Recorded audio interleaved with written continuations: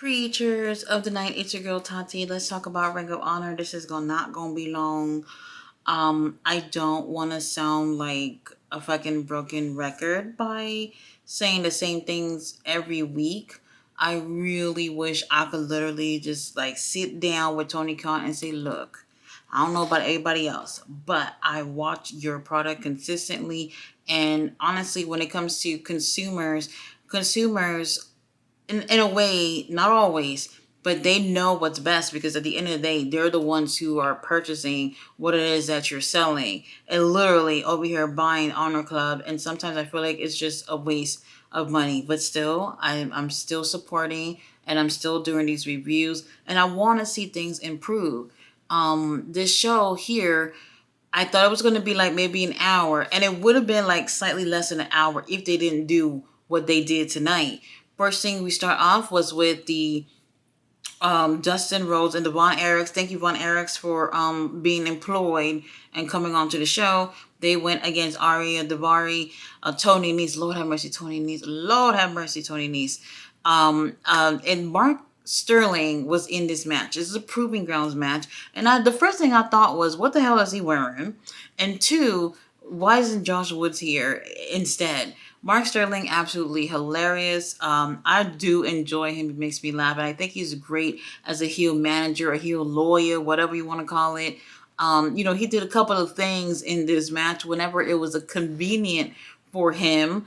And honestly, I thought that with Mark Sterling being in this match, that they shouldn't even really win.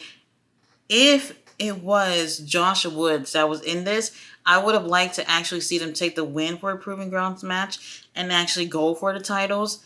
Von Erichs, I have no clue if they are signed with the company. Honestly, I'm not really sure, but I would have liked to see them a little bit more often. And also, since what's his name, Dustin is tag champions with Sammy, we don't see him having to defend the six-man tag titles as often as well. So whatever, lose-lose situation for all of us. I just would love to see champions a little bit more, not just defending the titles, but also in some of the bigger storylines in the company. Obviously, you guys know the premier athletes with Mark Sterling did not take the win. And I was okay with that. It was still a great way to open the show. After this, we do have Nyla Rose going against Katie Arquette. This was a squash. And honestly, I think Nyla is funny. I think Nyla is talented. And I would love to see Nyla in a storyline. I would love to see more than just squash matches with Nyla. A bit of a waste of time for me. After this, we do have Anthony Henry teaming up with his cousin by marriage. This is very important. I thought it was so funny when Justin Roberts was just like, and his cousin Beef by marriage, cousin by marriage. I was just like, oh, that's how we're announcing people now? That is so shady. I bet you Anthony Henry went and told them, said, look, don't tell people that we blood related. Make sure you let people know that it's by marriage. Now, I will say this. They end up going against some local talent. I didn't catch their name. And I thought it was great for people to see how they are as a team. The little family dysfunctional thing that they got going on, it works in terms of telling a story between them. So I'm okay with that. Personally, I do prefer to see Anthony Henry doing singles action. I think he's a phenomenal wrestler. I don't know if we'll ever see it, but Anthony Henry versus Danielson will put Anthony Henry on the motherfucking map if they did that. I would love to see a match like that. He's really, really talented. After they end up taking the win, they're celebrating, and Beef is just, he's getting over with the crowd, and I do appreciate those little characters that just come out of the blue and end up winning people's hearts or whatever. Really interesting. Later on, they do have a backstage segment where Beef wants to meet JD Drake, and since JD is still injured, he's like, well, can I at least have his phone number? And Anthony's like, bitch, stay away from my phone. I'm not gonna give you my friend's phone number. It was funny. But I will say this, I literally just saw something on X that is showing that FTR is going to be going against Anthony Henry and JD Drake at Deadlock Pro on the 13th of August, not August, October. So that's going to be interesting. I'm definitely going to check that out and see what happens with that, because JD's been gone for a little bit, and I think that's his first match back since his injury. So I'm definitely going to check that out to see how that goes. Now, we do have a little bit of an issue with Athena and Billy Stark still playing out right now. Athena is going to be doing her little celebration thing for her being the longest reigning Ring of Honor champion of all time. And she's like, you know what, Billy Starks, I realize you've been jealous lately. And every time I need somebody beside me, it's always Lexi who's always helping me. And you're just off there just being jealous because you lost your title and I'm still champion. Now, she goes on to say that she's going to have a little celebration, a little party, and that if Billy Starks can't get with the program and be happy for her, then she'll need to be at the party. And Billy Starks said, okay, I won't be there. And then she walked off. Very interesting. I'm already feeling like we're going to be having Billy Starks and Athena again for Final Battle this year, just like last year. I don't know if that's going to be the case, but it feels like they're going that route. Right now, Athena is feuding with Abaddon, if we call it that.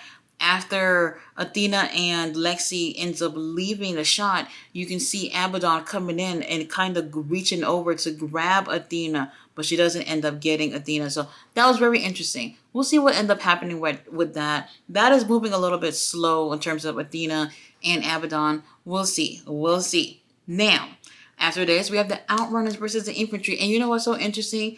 Last week, the Infantry came out and played Captain Saberhose for the Outrunners, okay? They saved them from being attacked from the Iron Savages. And then this week, they're going against each other, I guess, in friendly competition. What was so interesting is that the Outrunner has gotten so popular these past month or so that they're booing the Infantry. I've never heard, well, I can't say never, but at least in recent times, have not heard the Infantry get booed. This is so interesting. And the crowd really, really loves the Outrunners. And this is one of those times throughout this show where the crowd was seeming to be into the show. So honestly, the Outrunners, they're getting over. I really do appreciate that. They actually end up taking the win, which I was really surprised about. After the match, the Infantry, they was hesitating to shake their hands, but then they end up kind of bumping them on the shoulders and end up walking away. They're being bitter Betties about losing, and I totally understand. Now, Tony Khan played a stunt tonight. So tonight, Ring of Honor came on an hour later than they normally do. Why? I have no clue. They said it was going to have a flashback classic match of Samoa Joe versus Kenta Kobashi. And I was just like, oh, okay, cool. So when the show is finished, they're going to air the match. No, that actually came on before the main event. I was so surprised about that. I thought that after the main event that the classic match with Samoa and Kenta was going to come on, and it didn't. That was literally before the main event. So it's kind of felt like they stopped the show to show you something that's happened in the past, and then you have to wait till that's over to see the main event. If that's a way to keep someone watching to make sure that they stay for the main event, I could understand. However, Ring of Honor has been going on for more than a year and a half or whatnot, and you're now introducing this thing to the show. I didn't think it was a good idea. I would actually put it on at the end. Now, I know me, I'm going to watch. I can't say that about everyone else, but I just feel like if that's something that they're going to be doing, I don't think that's the best idea. Now, what I would say, though, first of all, they picked an excellent match to do this. I get it, but I don't think it was great. And probably a lot of people did not respond well to this. But I will say what they could do is for every episode, they can have flashback moments of, great things that have happened in the past in Ring of Honor that will encourage other people to go ahead and check out some of the past matches and shows on the Honor Club. They should do that. But a full-length match in the middle of a brand new show, I don't think is the best thing. Either way, I'm sitting down and I'm watching. Really great match. I would have put in it after the main event. Main event match was Mark Briscoe versus Matt Taven for the World Heavyweight title. I would say I didn't know where this match came from, like in terms of, oh, we just put this together. And look, I'm not gonna complain because I really love these two guys. Personally, I want to see Mark Briscoe in a feud with someone. They did tease right before Shane Taylor got that injury that there was going to be feuding with each other, and then all of a sudden, he got injured. He mentioned it again a few weeks ago, but then after that, that was it. And I don't know if we're gonna get to that. I would still love to see a feud, not a match, a feud with Shane Taylor and Chicken. Now, this was a really great match. We did have Mike Bennett who was wearing his little lumberjack number, and I was just like, bro, you had the wrong match. You should have pulled up at that lumberjack strap match that they had the other day. It was great. Now, I will say, while I did enjoy this match, I kind of just wanted there to be a little bit more outside of this match between the two of them. Because sometimes in situations like this, the world title's on the line, you kind of want to feel like, well, how did we get to this point? I would totally give Matt Taven a title shot. But fans want to know, like, how did we get to this point with Matt Taven with this title? And honestly, I think that was what was missing. Mike Bennett is being a nuisance ringside, which I could appreciate, but Chicken obviously don't. But that does not help Matt Taven to win the title. Mark Briscoe obviously retains, and even after the match, he goes to go shake Matt Taven's hand, and I'm just like, oh, is he about to get attacked or what? And honestly, no attack. They actually shake hands and even hug, and they put Chicken on their shoulders. I appreciated that. Secretly hoping for a beatdown after that, but we can't all get what we want in life.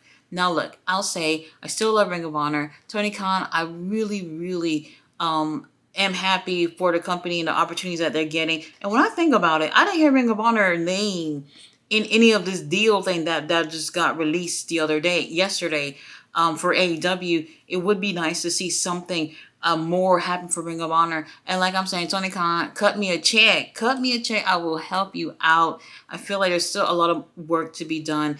And honestly, I wouldn't go out my way to see this, but I would still say go ahead and check this out. There were some great things here on the show. There's just so much work to be done. And honestly, while they're taking step forwards with AEW, I don't want to feel like Ring of Honor is getting left behind. So there's so much more work that needs to be done with that.